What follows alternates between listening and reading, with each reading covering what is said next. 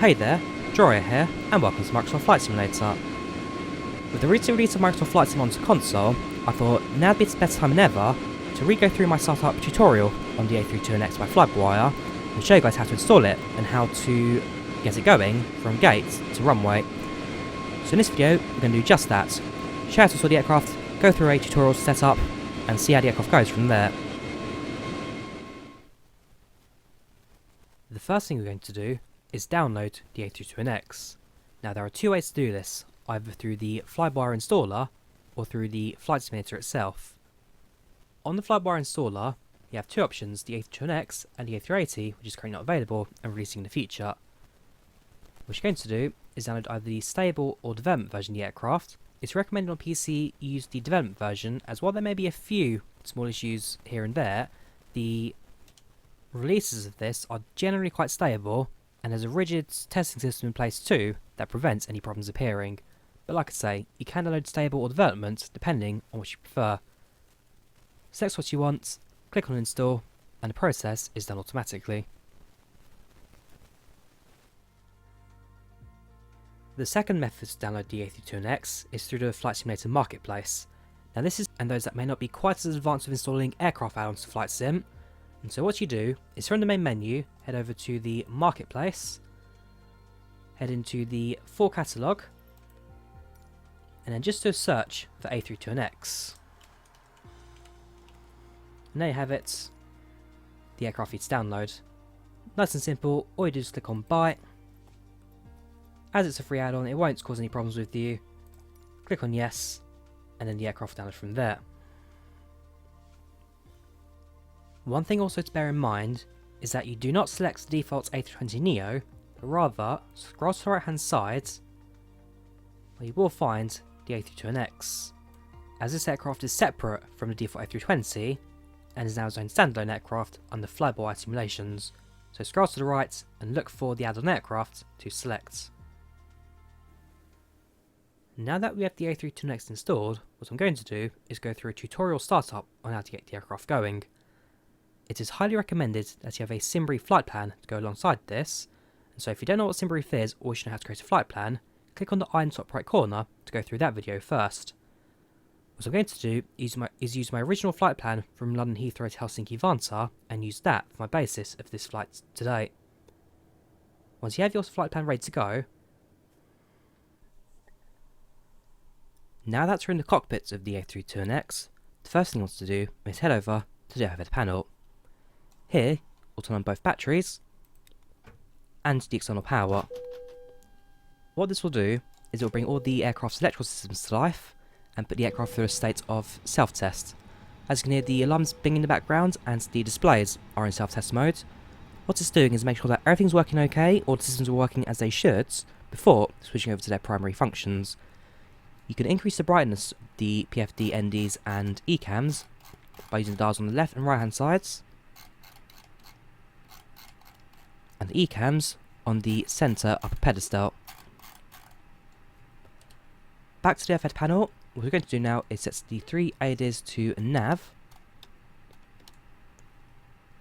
We're going to arm the crew oxygen supply, arm the emergency lights, turn on automatic the non-smoking signs, set the nav lights, and the strobes to automatic.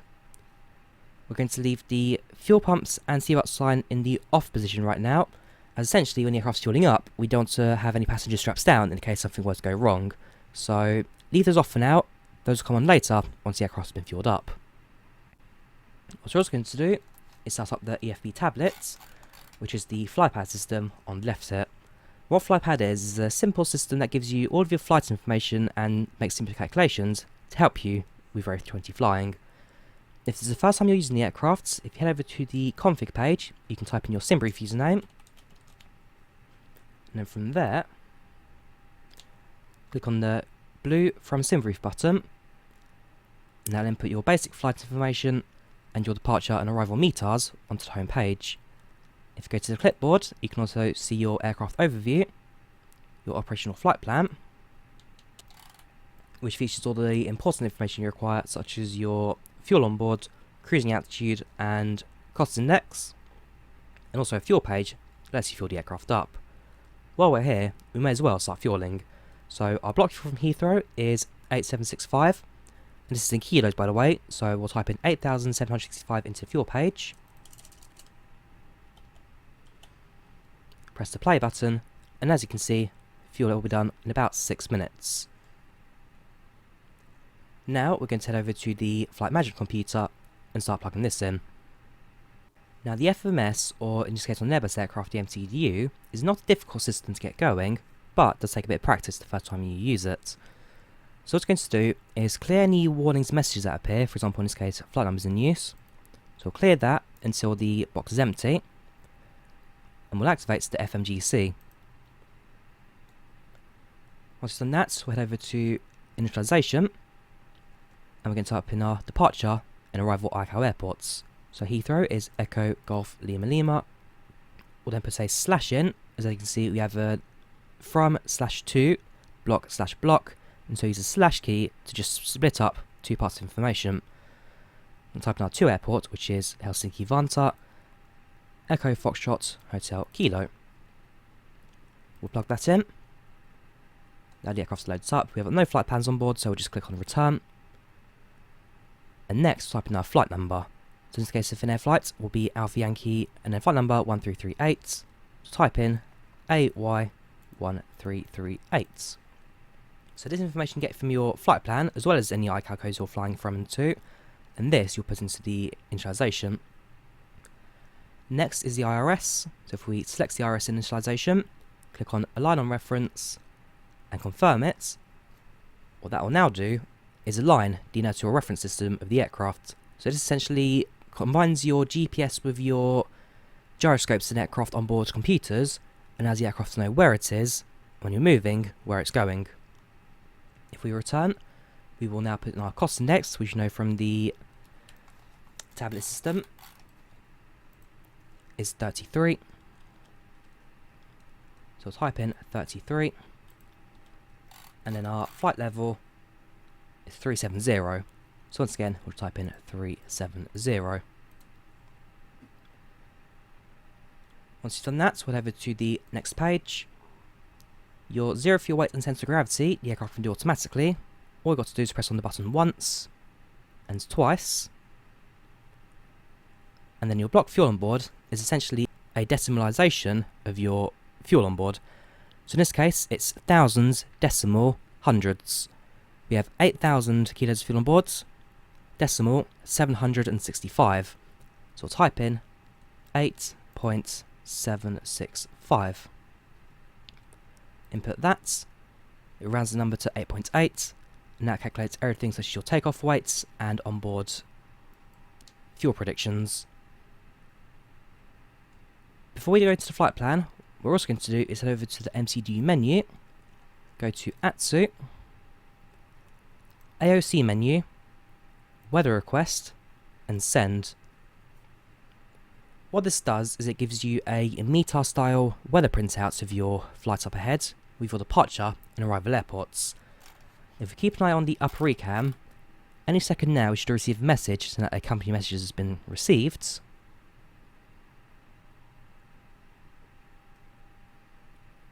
And once you've got that, we can go back to the AOC menu, go to receive messages, open up the new METAR print at whatever time it is, and press on the print button to print it out.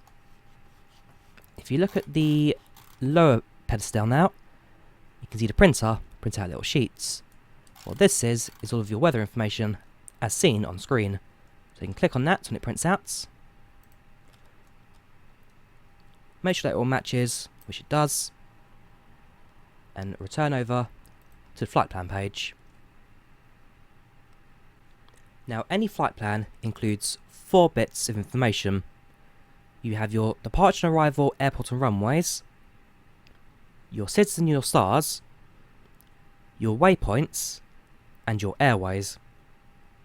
Your departure and arrival SIDS and stars essentially is your 4-letter airport ICAO code, followed by / and the active runway in use. In this case it's Echo Lima Lima runway 27 right. Your SID and your STAR is your routing from the runway to your first waypoint, and generally it's your first waypoint followed by a routing, in this case Bravo Papa Kilo 7 Foxtrot. But sometimes, for example in the US, they use separate citizen stars, but these are always generated to you on your flight plan or given to you as direct. A waypoint is a set VOR location that you can fly to and from, and so essentially it creates a flight plan that follows along a dotted map to your destination, and it is either a 3 or 5 character letter chain, so there's never a number in this one, only letters. And then finally, an airway is a 2 or 4 letter or number code, and this is essentially daisy chains your routing together. So it flies VOR to VOR to VOR, links all your waypoints together with a predetermined route that gets you from A to B. Sometimes you'll also see DCT, and what that means is direct. So you skip that and move on to the next one. There's no airway between the two waypoints, so you skip it and move along. So what we're going to do now is plug in our routing. As you see, we've got GPS primary on the bottom now. That means that our IRS is aligned, and you can tell this by our PFD now going to live and our map now also appearing. We can just clear that information and make sure that box is blank. We'll type in our first waypoint, which is Bravo Papa Kilo. And as you can see, we have duplicate names. So there's two waypoints in the world that have the same name. One's 22 miles away, the other 8,000 miles away. So on this occasion, we can make quite an easy guess that this 2022 mile one will be the waypoint we want. By using your flight plan, you can always confirm the latitude and longitude of the certain waypoints. So we'll select that, and move on to our next node, which is an airway of Quebec 295. So we'll select that, go to Airways, type in Quebec 295, and paste it into the via box. So you go via Quebec 295, next waypoint, which is Somva, SOMVA. Following Somva, we now have a direct airway, so we'll insert the flight plan, scroll down to the bottom, and type in Mavas, and paste that information in. You always select the final waypoint as where you're pasting it, as what it will do is insert that information above where you put it. So for example, if you want a waypoint between Pava and Somva, you select the Somva point, but since you want this to be between Somva and our rival airport, we always paste it on the final waypoint on our list. After Mavas, we fly direct to Tuska.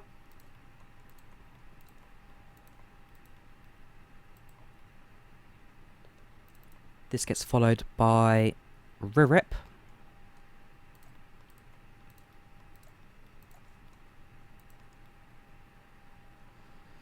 Next we have an airway of November 8501, so select Ririp, go to Airways and type in November 851.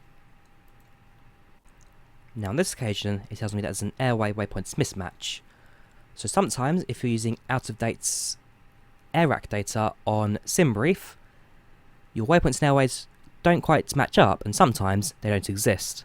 So if you ever see this message, or first index or second index not found, all you need to do is just skip that particular waypoint or airway and move on to the next one. So what we'll do is we'll insert the information, clear the message, and continue from there. Our next waypoint from Marip is going to be Lakut. So type in Lakut, and that will be our final waypoint for Helsinki.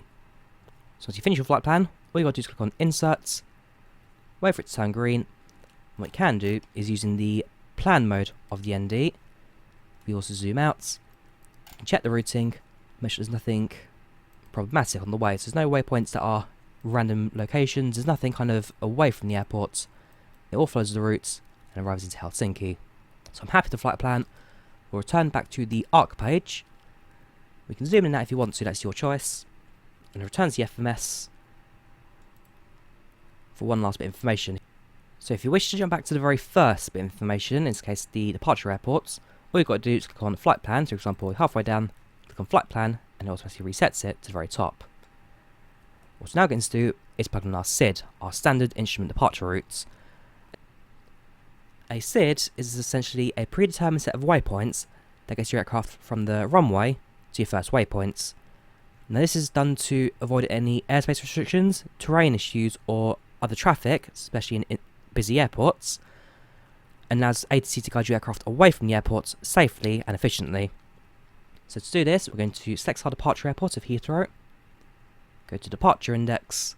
From here, we'll type in our departure runway and departure SID. So on this occasion, it's runway 27 right we're going to select. For our SID, the Bravo Papa Kilo 7 Foxtrots. Bravo Papa Kilo, for example, meaning Brooklands Park. So you have Brooklands Park, you have Crompton. They do mean something, it's just a shortened version of a longer routing. So select the Brooklands Park 7 Foxtrot departure. Make sure that it gets selected at the top here. Insert that. And as you can see, a few more waypoints have now appeared. If you spot this user point here, it's just best to delete it. So click on the clear button, clear the waypoints, and then insert the flight plan from there.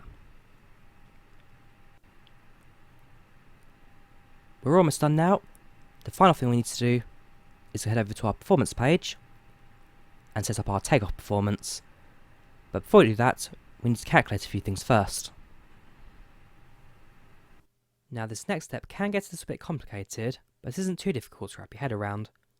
What we're going to do is to calculate the flex temp of our takeoff. What a flex temp does is it allows you to derate your throttle output on takeoff, therefore slightly reduce your thrust output to extend the engine's life while minimising the vibrations it has. And so, while not quite on toga, not quite on full power, it gives you plenty of power to get off the runway safely, but without shaking the aircraft apart. What we're going to do is use this tool, Takeoff Performance Calculator by Ronald Wolkowitz. What we're going to do is step by step fill in each box with the information required, and that will give us numbers to get the aircraft off the ground. The first thing we're going to do is select our QNH either in hectopascals or in inches. Hectopascals defaults 1013 and in inches 2992, so depending where you are in the world, rest or America, select the weights for your hectopascals.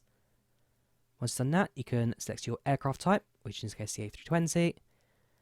The Heathrow runway length according to charts is 3,901 metres, so therefore we'll select the number where that fits, therefore 3801 to 4000. The airport elevation is 78, so we'll be setting that to less than 1000. The wind components right now is 300 at 3 knots, therefore will be a headwind at 3 knots, therefore fits the bill with that. You can tell what a headwind and a tailwind is based on your runway heading and your wind heading. If the runway heading is within 180 of the runway heading, therefore it's a headwind. If it's over 180 of the way, that'll be a tailwind. So be sure you select the correct head or tail. Generally, you're taking off into a headwind, but sometimes, depending on runway requirements, you can go to a tail, but generally 9 out of 10, you'll be using a headwind. Outside air temperature at the moment is currently at 18 degrees centigrade, therefore select the temperature between 18. QNH is 1009, so select that. Our takeoff weight, if we refer to our sim brief charts, shows 71996 is our takeoff. 71996. Now do be aware that takeoff performance calculator does prefer kilos over pounds, and so I recommend as always you use sim brief in kilos, but if you have got it in pounds, just run it through a conversion calculator and that'll give you the correct number regardless. Next is flap settings. 9 out of 10 we use flaps 1. Anti-ice will be turned off, and runway conditions currently dry. So once you've filled in all the boxes, all you have to do is click on calculate takeoff, and we can see now is you can your V speeds and your flex temp for your takeoff run. So now that we have our flex temp calculated, we can now populate this page. We'll start off with the flaps, which in 9 times out of 10 will always be flaps 1 for takeoff. You'll only ever use flaps 2 if, for example, you're on a short runway or flying with heavy weights, and therefore get a little more lift, get off the runway early. But 9 times out of 10, you're using flaps 1 for takeoff, and paste it in there. Next, our flex temp, which you know is 56, so type in 56 and paste it there. And for your V speeds, you can either use the calculated numbers that the tool's given you, or you can just click on each button twice and it populates you with a number. But for this occasion, we'll stick with the calculated numbers of 154, 155, and 156. And so your V1 is your point of no return. Once you've hit a certain speed or hit a certain part of the runway, regardless of what you do, you must now take off. So if an engine failure, a bird strike, at this point there's too little runway left to slow down, you must take off. Your rotate is when you pull back on the stick and rotate, and your V2 is your speed of safe climb. So once you're at 156, you're safe to continue climbing and get yourself off the runway. Transition altitude is a altitude where you'll switch over from local pressure to standard pressure. So for most of the world, standard altimeter is 1013, and in the US it's 29902. That determines if you're using hectopascals or inches. So in the UK, most controlled airspace uses transition altitude of 6,000, so type in 6,000. For example, the US and Canada, they use 18,000 as standard, but always refer to your departure chart, which will tell you what your local transition altitude is. And once you've done that, we're now finished with the FMS. We'll return back to the main view here, and we'll start setting up our autopilots for climb out and cruise. What we're now going to do is set up our QNH, our pressure. You can increase the brightness of the panel here using the dial on the right. On the left has backlighting. And so our QNH we can find on our printout here, which shows a QNH of 1009. Our arrival QNH is 1017, so you can see that by the Q mark here, Q followed by number. And in the US, you'll get that as a 29 or 30. And switch between the two, you just press on the button behind the port SCD knob here. So we'll change 1013 to 1009 by scrolling down, and that sets it to local pressure. Now, initial climb will be provided to you by the control tower, or if there's no control tower, you can bring it straight up to your cruising altitude. So in this occasion, as we're not using ATC, we'll go straight up to flight level 370, 37,000 feet. So we use flight levels to determine a set altitude of cruise, because we're using the same pressure, and therefore we can use the same altitude on the marker here. So when you're at a cruise, if you use a tracker that shows you your exact altitude, you'll see that you're a few feet above or below, but essentially flight level 370, with every aircraft using the same pressure, will keep every aircraft at 1,000 feet separation above whatever altitude you're at. As you can see, our flight directors are already active, but essentially on your flight directors on by clicking on the buttons here to make sure that they're green. And also, make sure the speed is set by pressing down on the knob here. Essentially, you want to make sure that the VNAV and LNAV are all set with the little dots for each bit of information.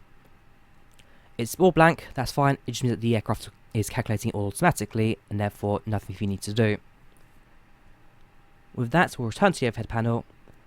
As the aircraft has finished fueling, we can turn on the fuel pumps. We can turn on the seatbelt sign. And we can now start the APU, the auxiliary power unit. You can do this by pressing on the master switch button, waiting 2 or 3 seconds, and then press the start button. If you look at the lower recam, this should then jump to the APU page. And when it does that, you'll notice that it shows the information's flap open, your N gauge increasing, as well as the oil temperature. So if you head to the external view of the aircraft, you can now see that the rear of the aircraft has started up. So the APU is a small engine at the back of the aeroplane that acts in a similar way to GPU in that it powers all the aircraft's primary and backup systems, but without being connected to GPU, you are now independent of the ground. If you ever go to an airport that doesn't have a GPU, then you can always use the APU as your backup primary source of power. If we return to the cockpits, you can now see that the APU is available, and you also confirm this by using the start button, now showing as available. Click on the APU bleed, wait a few seconds, and then turn off the external power. At this point, we are now disconnected from the ground and fully independent of ground systems. If we return the APU page back to the engine page, we are now ready for push and starts. So essentially what we're going to do is call the pushback tug onto the aircraft, push in the direction of the runway we're taking off on. So for example, 27 right is going to push to the left hand side, and then start up the engines as we're pushing back. So what we're going to do is head back to the overhead panel, turn on our beacon lights to alert ground crews that we are ready for engine starts, and using the ATC menu, or whichever add-ons you use for pushback, head over to ground services and request the pushback. As you can see, the target will now move into position. The aircraft's beacon lights are flashing, and therefore alerts ground crews that we are now ready to start our engines, therefore clear the area, clear the space around the aircraft for engine startup. And we're now going to wait for the pushback tug to connect to our nose.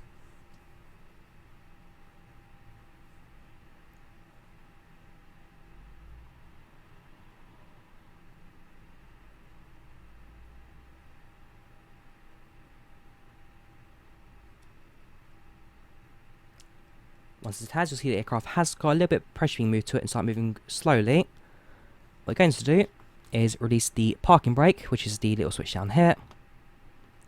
Make sure that the engine switch is set to ignition starts. Make sure that both sides are clear. And start engine 2 by just moving the switch forward. So as you can see, the engine N1 and N2 have both come to life. On the upper ECAM, the N2 is slowly powered up, as well as the N1. So the engines will now start up, and for external, you can also hear the aircraft starting up as well. Might as well turn the aircraft while we're at it.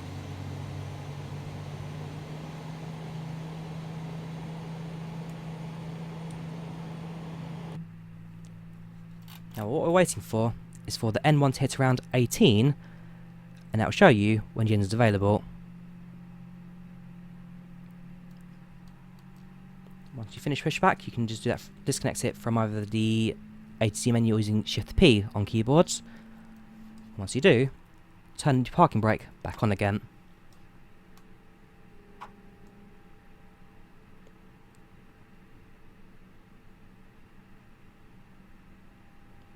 Engine 2 is available, so you can now start engine 1. While engine 1 is starting, what we're going to do is do a quick flight control test. So switch over to the flight control page and just move the elevators up and down, move the ailerons left and right, kick the rudder left and right, and then bring the spoilers up and down. So essentially we've just tested all the flight controls, make sure everything's working correctly. We'll return back to the engine page and move the flaps down into your takeoff position. So on this occasion, using flaps 1. We can set the predictive wind shear to automatic. We can set the TCAS to TARA, but we won't move the switch just yet to automatic, as we'll be doing that when we're on the runway. So engine 1 is starting. You can now hear the air conditioning come to life. We'll wait for engine 1 to be available. And as soon as it is, we can now turn off the ignition switch back to the center normal position. And on the overhead, we'll turn off the APU by pressing the APU bleed and the master switch. Also, lock the cockpit door, keep passengers out. At this stage, both engines are active, your flight plan is configured. You can actually see all the departure routes now on the flight plan here. What you're going to do is back to overhead, activate the taxi lights, release the parking brake, and increase a tiny amount of throttle to get the aircraft moving.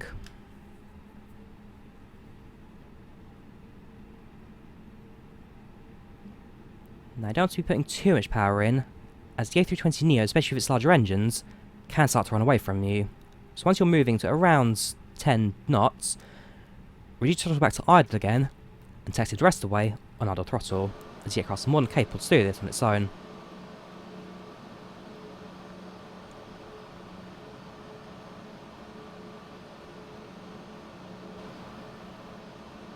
we are now holding short of runway 27 right here at Heathrow.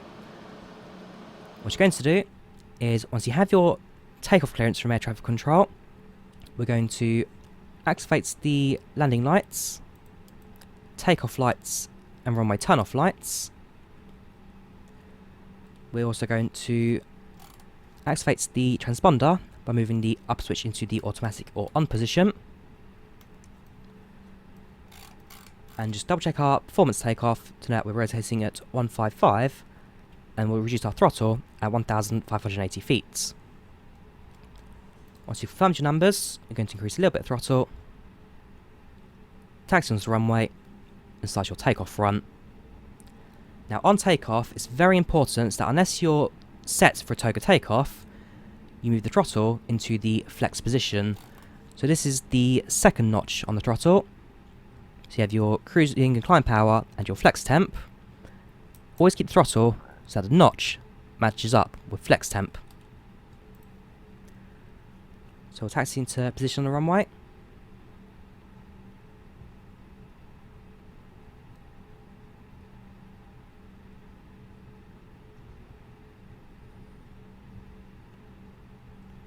We can also start the chrono clock as we enter the runway.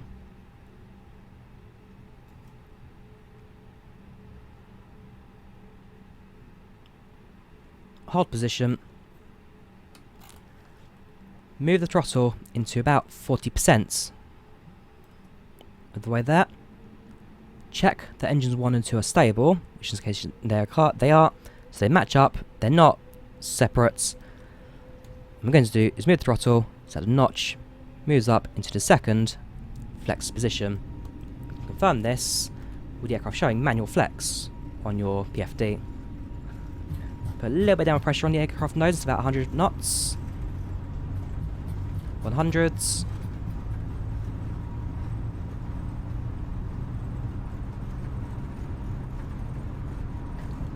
We'll call out the numbers as we pass them. V1 and rotates.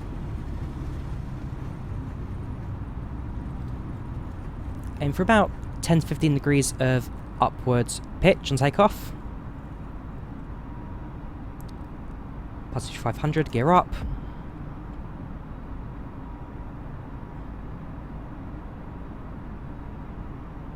Make a slight right-hand turn to follow our departure path out, and essentially using the flight director to keep your aircraft on course.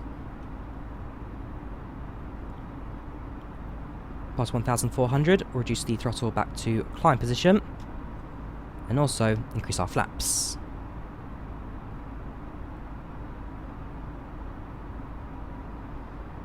And once your aircraft's off the ground and at a steady rate of climb, what you can do is access the autopilot system.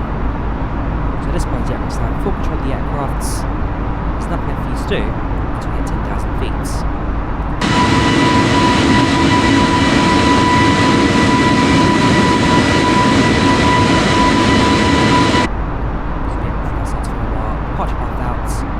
First waypoint of 1 kilo. So we have control our lateral navigation, our LNAV, which is the aircraft turning left and right. Our vertical navigation, our VNAV, which is up and down, as well as airspeed. So throttle is automatic, your heading is automatic, and the aircraft will do the rest of its flight on its own.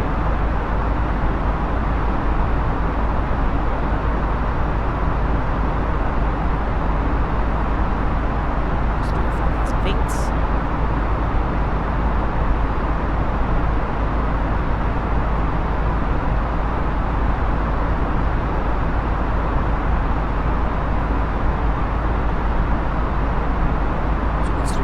I'll stand down to the top, we'll press the stand button and show reads STD. So that stands for standard, that'll be 1013 on the hectopascals. And essentially is a standardised pressure of every aircraft above transition altitude. So if you forget to do it, the aircraft will remind you by having a bit of information down here flashing.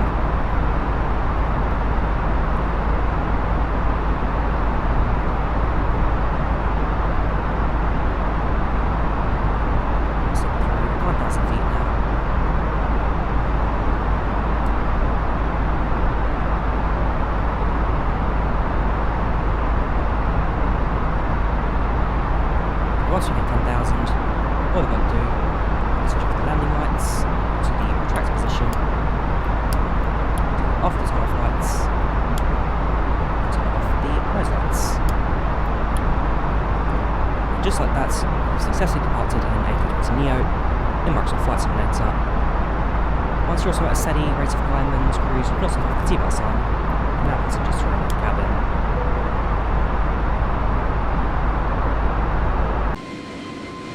And there you have it. You have now successfully taken off the Airbus A320neo. It's not a very difficult process. It does take a bit of practice. Once you know the basics, the rest of it is pretty much falling into place from there. So thank you guys for watching the video. If you did find it helpful, then please leave a like and subscribe to the channel too, as it does help us out. And once again, I thank you all for the massive amounts of support we've had in recent times, especially around these tutorial videos. I thank you for watching, you take care of yourselves, and wish you many happy virtual hours. Take care, and have a good one. Bye bye.